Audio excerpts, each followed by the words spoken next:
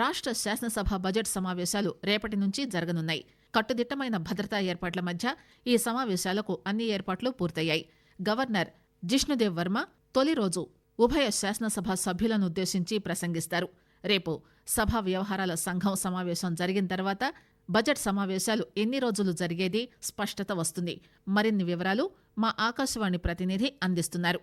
రేపటి నుంచి జరిగే శాసనసభ బడ్జెట్ సమావేశాల్లో ప్రభుత్వం పలు కీలక బిల్లులను ప్రవేశపెట్టే అవకాశం ఉంది. ఎస్సీ వర్గీకరణ, స్థానిక సంస్థల్లో బీసీ రిజర్వేషన్లకు సంబంధించి ప్రతిపాదిత బిల్లులకు రాష్ట్ర మంత్రివర్గం ఇప్పటికే ఆమోదం తెలియజేసింది. ఇక బడ్జెట్ సమావేశాల్లో అనుసరించాల్సిన వ్యూహాలపై అధికార కాంగ్రెస్, ప్రతిపక్ష బీఆర్ఎస్, బీజేపీ, ఎంఐఎం పార్టీలు కసరత్తు చేస్తున్నాయి. బీఆర్ఎస్ ఈ మధ్యాహ్నం పార్టీ శాసనసభాపక్ష సమావేశం జరగనుంది. ఆ పార్టీ నాయకుడు కె చంద్రశేఖరరావు నేతృత్వంలో జరిగే ఈ సమావేశంలో శాసనసభలో పార్టీ అనుసరించాల్సిన వ్యూహంపై దిశానిర్దేశం జరగనుంది. రైతు సమస్యలు, ఎస్ఎల్బీసీ టన్నెల్ ప్రమాదం, కాంగ్రెస్ పార్టీ హామీల అమలులో ఆలస్యం లాంటి అంశాలపై ప్రభుత్వాన్ని నిలదీయాలని బీఆర్ఎస్ యోచిస్తోంది.